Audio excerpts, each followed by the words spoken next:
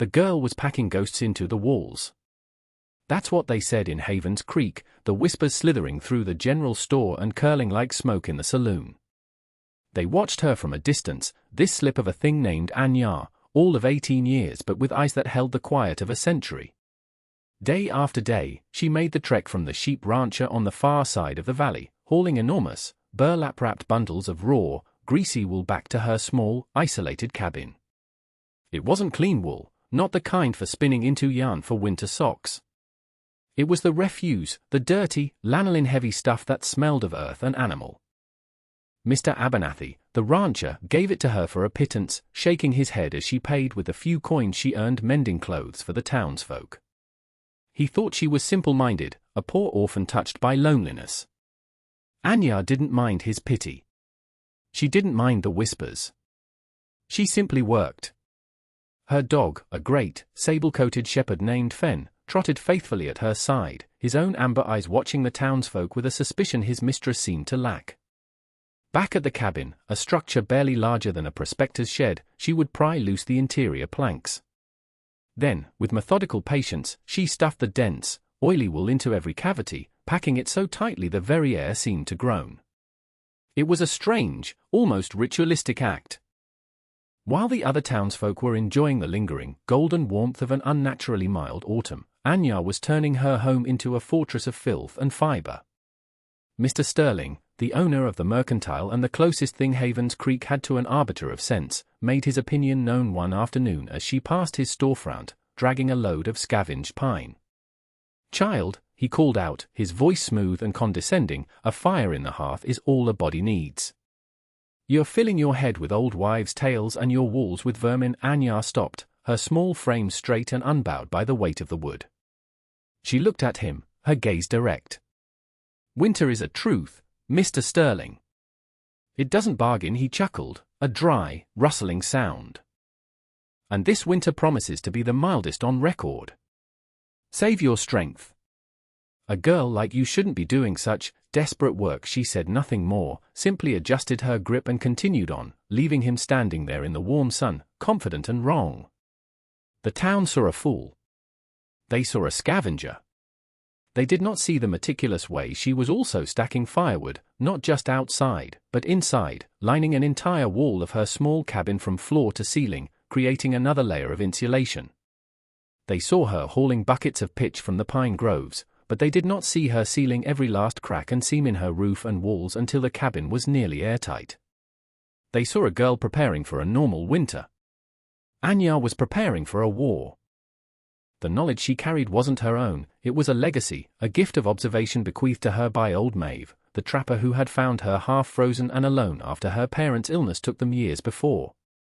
Maeve had been a woman carved from the mountainside, her face a roadmap of hard seasons and her hands as tough as cured leather. She spoke little, but she taught Anya how to listen, not to people, but to the world itself.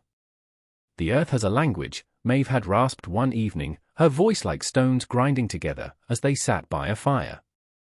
"It doesn't lie like men do." Anya remembered the lessons now as if Maeve were whispering in her ear. She saw the squirrels, their coats unusually thick this year, their movements frantic as they stripped every pinecone bare. She saw the beaver lodges on the creek, reinforced with mud and branches to a height she'd never witnessed before. "Watch the animals, girl," Maeve had instructed, pointing with a gnarled finger. "They carry the wisdom of survival in their blood." Their fear is a prophecy. In her final days, Maeve had grown quiet, her gaze fixed on the horizon. She had clutched Anya's hand, her grip surprisingly strong. "A white silence is coming," she'd whispered, her eyes cloudy with a deep, unsettling certainty. "Not a winter. A forgetting. The sky will fall, and the world will hold its breath. When it comes, you must be a seed in the earth. Small. Buried." Warm. Anya hadn't fully understood then, but the gravity of the warning had settled into her bones. Now, every sign Maeve had taught her to read was screaming the same message. The hornets built their nests low to the ground, not high in the eaves. The spiders were weaving thicker, denser webs inside barns and sheds. Even the migration of the geese had been different, a panicked, chaotic exodus weeks earlier than usual. Mr. Sterling and his talk of a mild season was the chatter of a man who only read almanacs printed 1,000 miles away. Anya read the living text of the valley. She remembered Maeve's final lesson, the one about the wool. It holds the life heat of the animal, the old woman had explained. The grease in it, the lanolin, it sheds the deep damp that kills a person faster than cold. Pack it tight. Let the smell of the flock be the smell of your home. It's an ugly warmth, but it is an honest 1 inch, and so she did. The whispers in town saw madness, but Anya felt Maeve's wisdom guiding her hands. She was not packing ghosts into the walls. She was packing life. She was honoring a promise to the woman who had saved her, preparing to become a seed in the earth, waiting for the white silence to fall. The town council meeting was held in the new community hall, a monument to the prosperity Mr. Sterling had promised Havens Creek was on the verge of. The air was thick with self-congratulation. The primary topic of discussion was the upcoming Founders' Day Winter Festival, planned for the week of the solstice.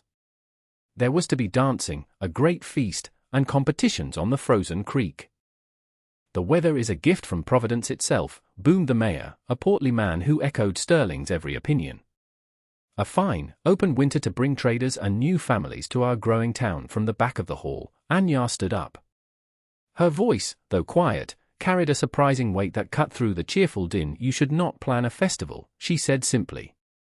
All eyes turned to her. A few people snickered. Fen, who had been lying at her feet, raised his head and let out a low, soft growl that silenced them. The winter will not be open. It will be a cage. Mr. Sterling turned in his seat, a practiced, indulgent smile on his face. He saw this as an opportunity to cement his image as a patient, rational leader. Anya, my dear.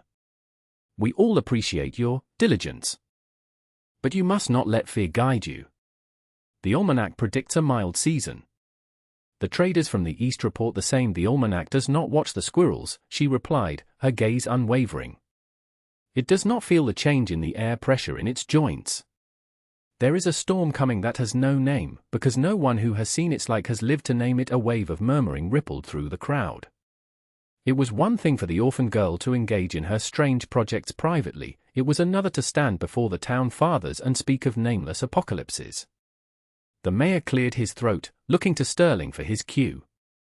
Now, that's enough of that, Sterling said, his tone shifting from paternal to sharp.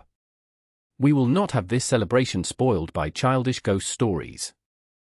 This is a town of progress, of looking forward, not hiding in our homes because of a few fat squirrels. He laughed, and the crowd, eager to be reassured, joined him. Anya looked from face to face, seeing not malice, but a dangerous, willful blindness. They wanted to believe in the festival, in the mild winter, in the endless bounty of their valley. Her truth was an inconvenience, an ugly stone in their well-worn path. When the sky turns the color of a bruised plum, she said, her voice a final, solemn warning, you will have 2 days. No more. She turned and walked out, Fen at her heels, leaving a wake of uneasy silence that was quickly filled by forced laughter and a renewed, almost frantic discussion of decorations for the festival dance. They had made their choice. And she had made hers. The change, when it came, was not gradual. It was a sudden, violent shift, as if a celestial switch had been thrown. One morning, the valley awoke to a sky the color of a bruised plum. The air, once mild and golden, had become utterly still and carried a strange, metallic taste. There was no wind, no birdsong, only a profound and unnerving silence that seemed to press down on the world, muffling all sound. The townsfolk of Havens Creek stepped outside, their breath pluming in the suddenly frigid air, and looked up with anxious faces. They remembered the girl's words, and for the first time, a sliver of doubt pierced their comfortable certainty. But the sun was still visible, a pale, watery disk behind the high, thin layer of purplish haze. It was just an odd turn in the weather, they told each other. It would pass. Anya knew it would not. This was the first day. She worked with a quiet urgency, her movements economical and precise. She brought the last of the firewood inside, stacking it until it blocked the shuttered opening that served as a window. She checked the seal around her door, stuffing the remaining scraps of wool into the tiniest of gaps. She filled every pot, bucket, and cask with water from the creek, her hands burning with the shocking cold of it. Fen never left her side, whining low in his throat, his body pressed against her legs as if to absorb her calm. He could feel it too, the immense, gathering pressure of the coming storm. Inside the cabin, the air was thick with the scent of pine pitch, lanolin, and dog. It was a close, primal smell, the smell of a den. With the window covered and the door sealed, the only light came from a single tallow lamp, its small flame casting long, dancing shadows. Anya moved within this small circle of light, a solitary figure preparing for the end of the world as she knew it. She cooked a large pot of stew, filling the cabin with the hearty aroma of dried meat and root vegetables. She laid out her thickest furs near the stone hearth. There was nothing left to do but wait. As dusk fell on the second day, the temperature plummeted. The metallic taste in the air grew stronger, and a low, resonant humming sound began to emanate from the very fabric of the earth. In town, lights flickered on in the houses, but there was no festive cheer. Doors were bolted. Anxious conversations were held in hushed tones. Mr. Sterling stood at the opening of his mercantile, staring at the darkening, unnatural sky. He felt a cold that had nothing to do with the temperature, a deep, primal fear he had never known. He thought of the orphan girl in her hovel, the one he had mocked. And for the first time in his life, he prayed she was wrong. The first flakes were not flakes at all. They were tiny, hard pellets of ice that struck the roof of Anya's cabin not with a gentle hiss, but with a sharp, insistent rattle, like a handful of pebbles thrown against a drum. The sound grew from a sporadic tapping to a dense, continuous roar within minutes. Then came the wind. It did not rise, it arrived, a solid wall of force that slammed into the small cabin, making the timbers groan in protest. Anya, sitting by the hearth with Fen pressed against her, felt the vibration through the floorboards. This was the white silence Maeve had warned her of, but it was not silent. It was a symphony of fury. The world outside her four walls ceased to exist, replaced by a screaming vortex of white. The wind howled with 1,000 different voices, a high-pitched shriek that tore at the roof, a low, guttural moan that seemed to come from deep within the earth, and a relentless, percussive battery of ice and snow against the walls. In town, panic erupted. The flimsy construction of the newer buildings offered little resistance. Shutters were torn from their hinges. Roofs began to peel away like bark from a tree. The grand community hall, the symbol of their bright future, groaned under the weight of the accumulating snow, its support screaming a metallic song of defeat. People were caught completely unprepared.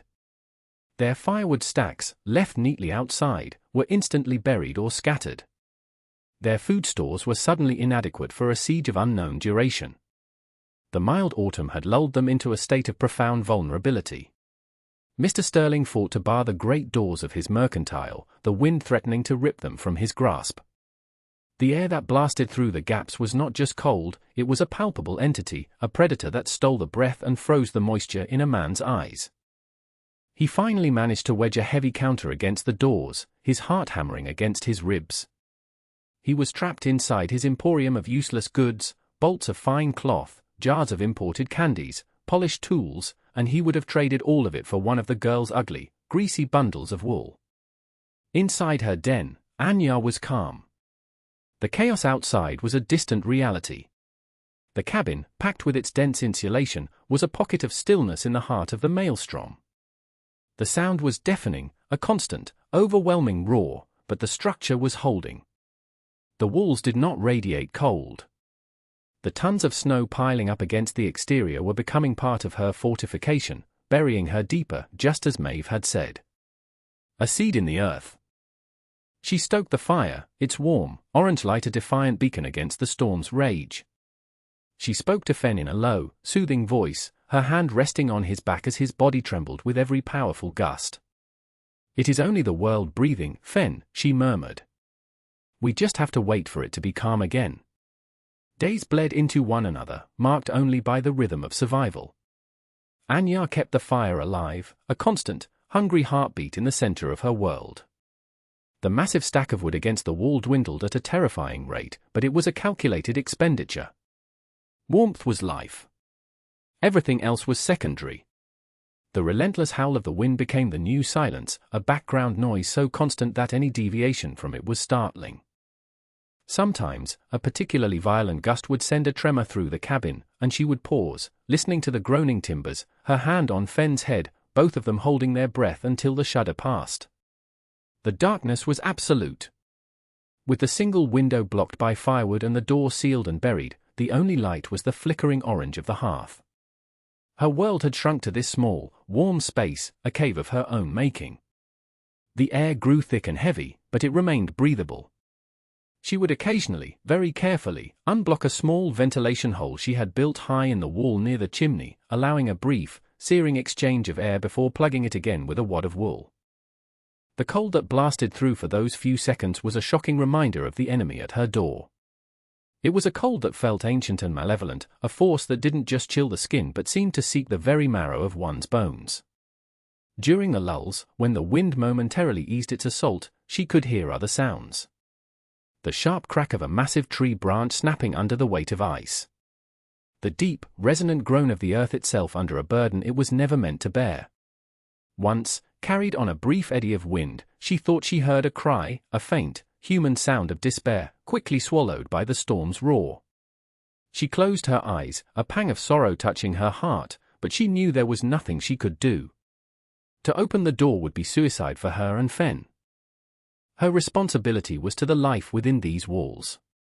Maeve's words echoed in her mind, survival is not a kindness. It is a stubborn refusal to die. She rationed their food with meticulous care, eating small portions of the hearty stew, sharing bits of dried meat with Fenn. The dog was her living barometer. When he was calm, she was calm. When he paced restlessly before lying down with a sigh, she knew the storm was shifting its attack. He was her connection to the outside world, a sensory extension beyond the wool-packed walls. Time lost all meaning. Was it the third day? The fifth? She slept when she was tired, ate when she was hungry, and tended the fire as if it were a fragile infant. She was no longer just a girl in a cabin, she was the keeper of a flame, a lone custodian of warmth and life against a universe of ice. The silence, when it finally came, was more jarring than the storm itself. It was not a gradual quieting, but a sudden, profound cessation of all noise. The wind did not die down, it vanished. The percussive rattling of ice against the roof stopped. The deep, structural groaning of the cabin ceased. One moment, the world was a screaming fury, and the next, it was utterly, completely still. The abruptness of it was terrifying. Anya sat bolt upright, her heart pounding. Fenn, who had been dozing, was on his feet in an instant, a low growl rumbling in his chest as he stared at the sealed door. The silence was heavier than the sound had been. It was a dead weight, the silence of a world buried alive. It pressed in on the cabin, thick and suffocating. For a long, tense hour, Anya did not move. She simply listened. There was nothing to hear. No birds. No rustling leaves. No distant sounds from the town. Nothing. It was the white silence. Maeve had been right. It was a forgetting. Cautiously, she began the process of escape.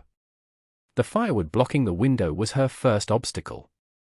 It took the better part of another hour to carefully move the logs, her muscles protesting after days of relative inactivity. When she finally pulled the last log away and unfastened the thick wooden shutter, no light came in. She pushed, but it wouldn't budge. It was blocked from the outside. A cold dread, colder than any wind, crept over her. Were they buried completely? She moved to the door, her primary exit. She pulled away the brace and lifted the latch. Pushing with all her might, she could not move it an inch. It was like trying to push through a wall of solid rock. Panic began to bubble in her chest, hot and sharp. She fought it down, taking a deep, steadying breath of the close, smoky air. Maeve had not taught her to panic. She had taught her to think. She went back to the hearth and selected a long, sturdy piece of firewood to use as a lever. Fenn whined, sensing her rising anxiety, and nudged her hand with his cold nose. "It's all right, boy," she whispered, her voice hoarse. "We are seeds." We just have to break the surface with the log as a pry bar. She attacked the shutter again, ramming it against the packed snow and ice on the other side. The impacts were jarring, sending shockwaves up her arms. For a long time, nothing happened.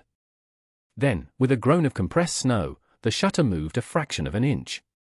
A tiny, brilliant sliver of blue-white light stabbed into the darkness of the cabin. It was the most beautiful thing she had ever seen. The light was blinding. After days spent in the dim, flickering glow of the fire, the intense, reflected glare of the sun on an endless expanse of snow was physically painful. Anya shielded her eyes, blinking until the world swam back into focus. It was not the world she knew. It was a new planet, a landscape sculpted by a merciless god of ice. Her cabin was not on the ground, it was in a deep pit, the snow packed around it in towering drifts that rose well above her roofline. The hole she had forced through the window was the top of a narrow tunnel leading up to the surface. The sky above was a shocking, brilliant blue, so clear and cold it seemed brittle enough to shatter. There was no sign of Havens Creek. No rooftops, no church steeple, no smoke from chimneys. The valley was a vast, undulating sea of white, broken only by the skeletal tops of the tallest trees. It was as if the town had been erased, wiped clean from the slate of the earth.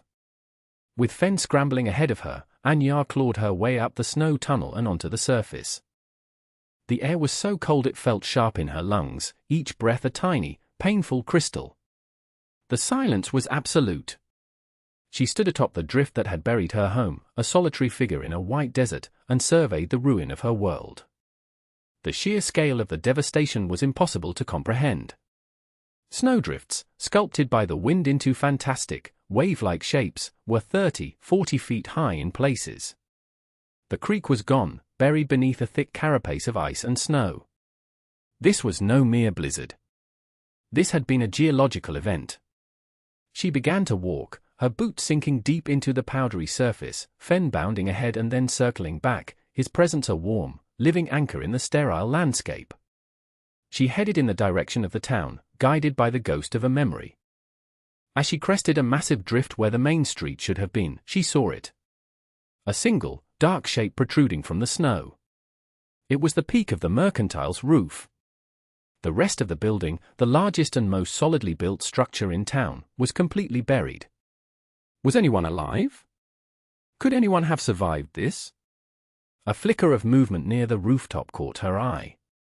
Someone, or something, was digging. As she drew closer, she saw it was a small group of people, their movement slow and weak, their faces blackened by frostbite and despair. They were trying to claw their way out of what had become their tomb. At the forefront of the group, his fine coat in tatters and his hands raw and bleeding, was Mr. Sterling. He didn't recognize her at first.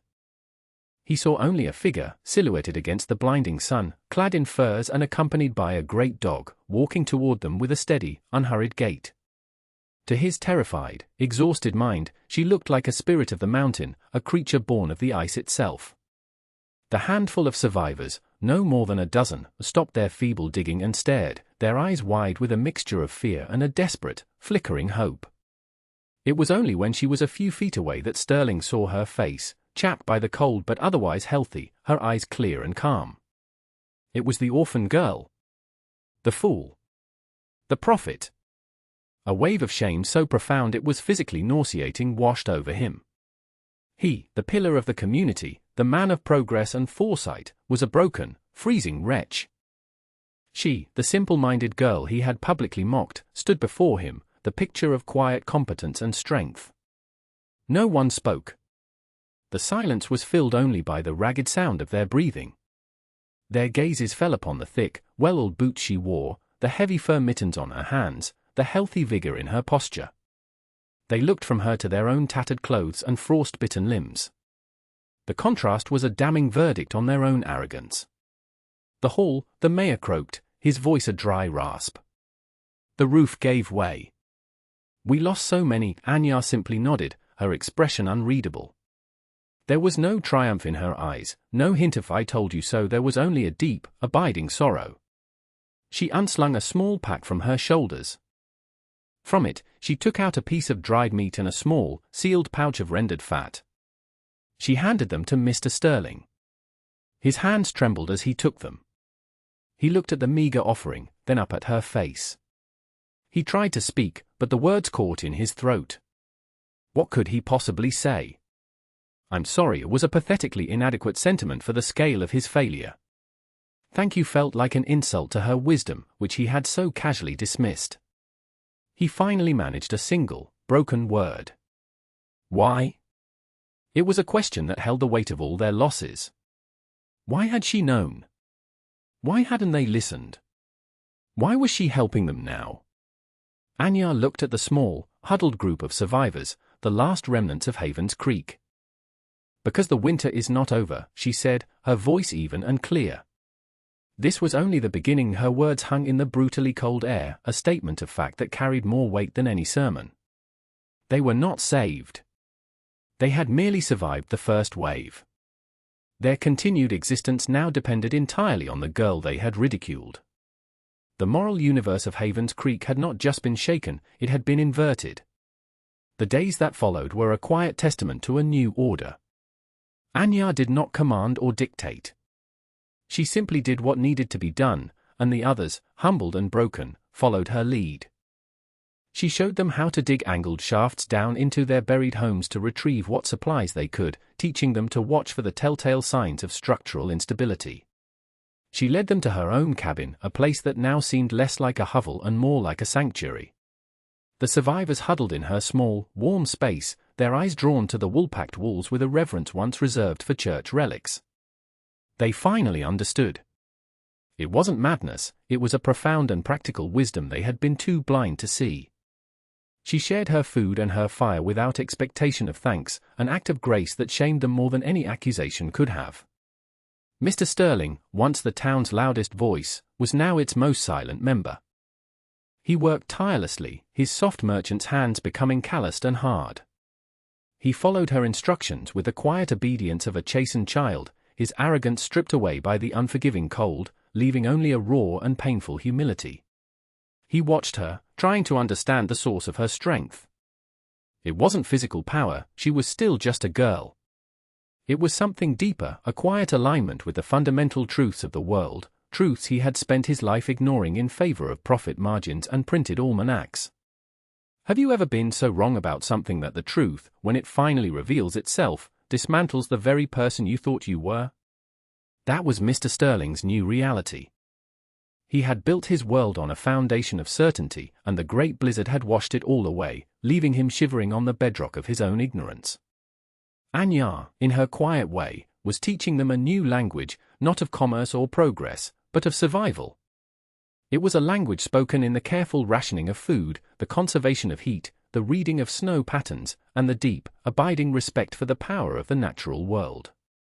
They were no longer townsfolk. They were a pack, a small, fragile clan, and she was their undisputed alpha, not through dominance, but through competence. Her authority was as natural and undeniable as the winter itself. As the long, white season wore on, they learned to live by its rhythms, their lives governed by the rising and setting of a pale sun in a cold sky. They were survivors, bound together by a shared catastrophe and a shared dependence on the quiet orphan girl they had once dismissed as a fool.